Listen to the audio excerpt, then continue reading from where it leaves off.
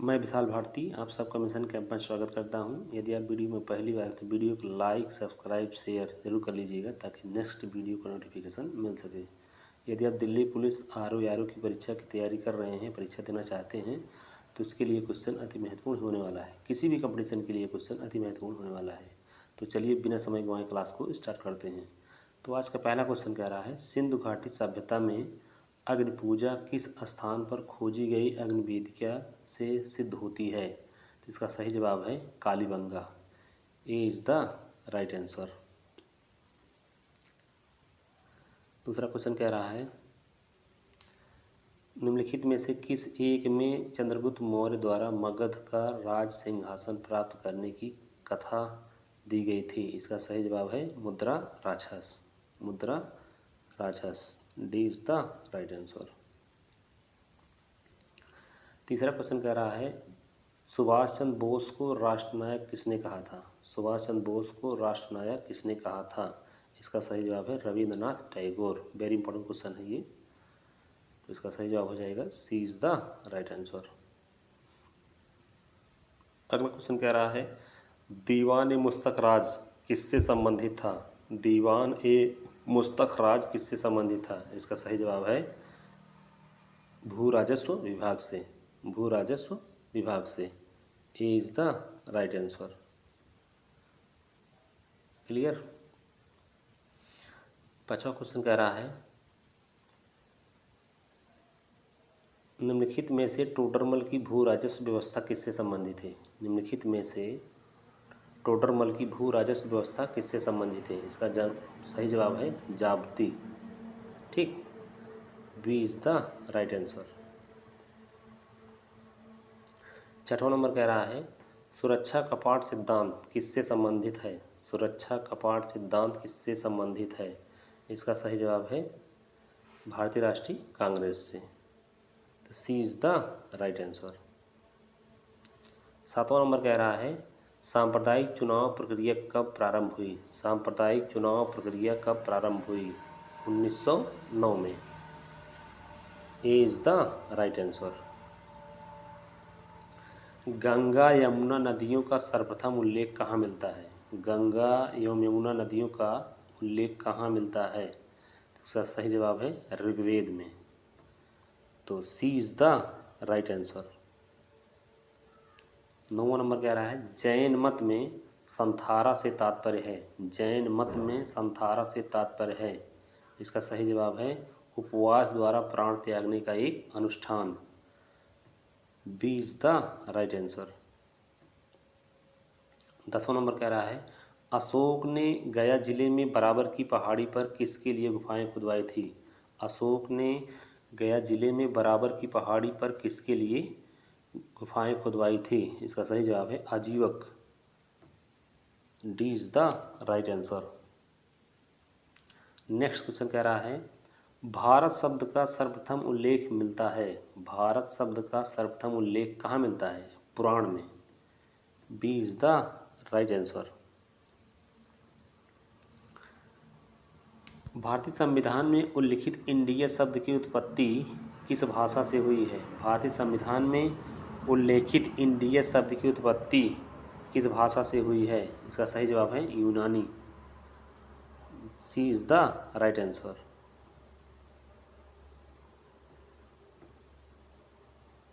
Clear.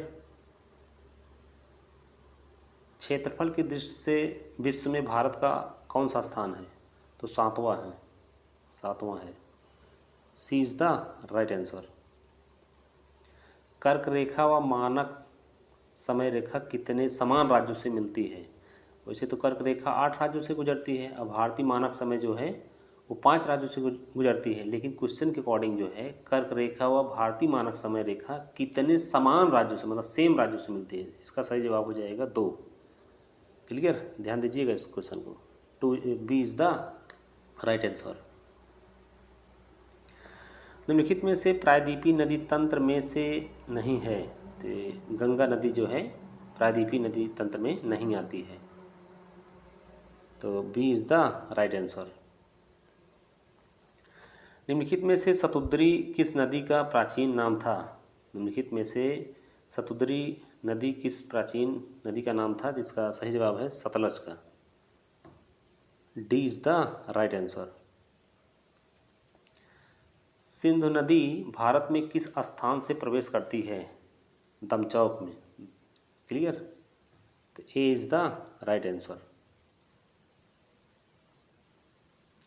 अगला question कह रहा है श्रीनगर शहर कौन सी नदी पर स्थित है। श्रीनगर शहर कौन सी नदी पर स्थित है, झेलम। तो इसका उत्तर हो जाएगा A is the right answer. Sindhu नदी की सबसे बड़ी सहायक नदी कौन सी है। सिंधु नदी की सबसे बड़ी सहायक नदी कौन सी है, चिनाब है। तो B is the right answer. Kerala की गंगा कौन सी नदी को कहा जाता है। केरल की गंगा कौन सी नदी को कहा जाता है, इसको कहा जाता है पेरियार नदी। तो D is the right answer. Maharaja Maharana Ranjit Singh बांध कहाँ कहा जाता है किसको। महाराणा रणजीत सिंह बांध कहा जाता है थीन बांध को। थीन बांध को। D is the right answer. Alaknanda और भागीरथी के संगम पर स्थित है। अलकनंदा और भागीरथी के संगम पर स्थित है देवप्रयाग। तो B is the right answer. Ganga नदी को बांग्लादेश में किस नाम से जाना जाता है। गंगा नदी को बांग्लादेश में किस नाम से जाना जाता है, पद्मा के नाम से जाना जाता है वहाँ पर। Clear, B is the right answer. अगला क्वेश्चन कह रहा है निम्नलिखित में से अरब सागर में गिरने वाली नदी नहीं है। निम्नलिखित में से अरब सागर में गिरने वाली नदी नहीं है, तो माही नदी जो है नहीं गिरती है। तो ए इज द राइट आंसर। पश्चिम की ओर बहने वाली भारत की सबसे लंबी नदी कौन सी है। पश्चिम की ओर बहने वाली भारत की सबसे लंबी नदी कौन सी है, तो माही नदी है। D is the right answer. ये कुल मिला के 50 क्वेश्चन है, इसको आप 2-3 बार देख लेंगे तो एकदम क्लियर हो जाएगा, और ये सभी परीक्षाओं के लिए एकदम बिल्कुल बढ़िया क्वेश्चन है। चलिए आगे देखते हैं। भारत की सीमांत लंबाई कितना है। भारत की सीमांत लंबाई कितना है, तो इसका सही जवाब है 15,200 किलोमीटर। 15,200 किलोमीटर। क्लियर, तो B is the right answer. Himachal Pradesh में कौन सी नदी को चंद्रभागा के नाम से जाना जाता है। हिमाचल प्रदेश में कौन सी नदी को चंद्रभागा के नाम से जाना जाता है, इसका सही जवाब है चिनाब। सी इज द राइट आंसर। गारो खासी जयंतीय पहाड़ियाँ किस राज्य में हैं। गारो खासी जयंतीय पहाड़ियाँ किस राज्य में हैं, इसका सही जवाब है Meghalaya. A is the right answer. Bharat के कौन से राज्य में लोकटक झील स्थित है। भारत के कौन से राज्य में लोकटक झील स्थित है, मणिपुर। तो मणिपुर में अभी बहुत दर्दनाक घटना घटी है, शर्मनाक घटना घटी थी। 2 पक्षों में वहाँ पे हो गया था दंगा। एक तो कुकी जनजाति थी, एक मैतेई थी। मैतेई वहाँ की सबसे बड़ी मतलब जनजाति थी, कुकी छोटा मतलब समुदाय था। इन दोनों समुदाय में दंगा हो गया था। क्लियर, तो ऐसा भी क्वेश्चन बन सकता है कि मणिपुर की 2 जनजातियों के नाम बताइए, तो कुकी बता देना है मैतेई बता देना, मैतेई। क्लियर, तो ये हो जाएगा B is the right answer. Himalaya का सबसे बड़ा तथा सबसे ऊंचा भाग है। हिमालय का सबसे बड़ा तथा सबसे ऊंचा भाग है, ये आपका है नेपाल हिमालय। नेपाल हिमालय। सी इज द राइट आंसर। निम्नलिखित में से किस अधिवेशन के द्वारा महिलाओं को मत देने का अधिकार प्रदान किया गया है। निम्नलिखित में से किस अधिवेशन के द्वारा महिलाओं को मत देने का अधिकार प्रदान किया गया है, तो इसका सही जवाब है 1919 के तहत, शासन अधिनियम के तहत। तो C is the right answer. निम्नलिखित में से किस अधिनियम के द्वारा केंद्र और राज्यों के बीच शक्तियों के बंटवारे की व्यवस्था की गई है। भारत शासन अधिनियम 1935 में। तो C is the right answer. निम्नलिखित में से भारत शासन अधिनियम 1919 के संबंध में कौन सा कथन सही नहीं है। कौन सा कथन सही नहीं है, तो यह अधिनियम मार्ले मिंटो द्वारा अधिनियमित के नाम से भी जाना जाता है, यही गलत है, बाकी ये तीनों सब सही हैं।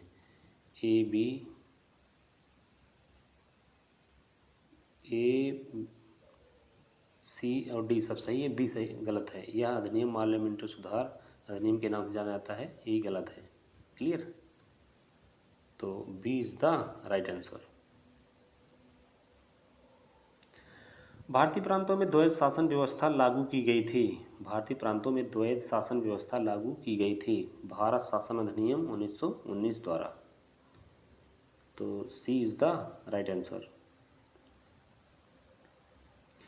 भारत में लोक सेवा आयोग की स्थापना किस अधिनियम के तहत की गई? भारत में लोक सेवा आयोग की स्थापना किस अधिनियम के तहत की गई? भारत शासन अधिनियम 1919 में।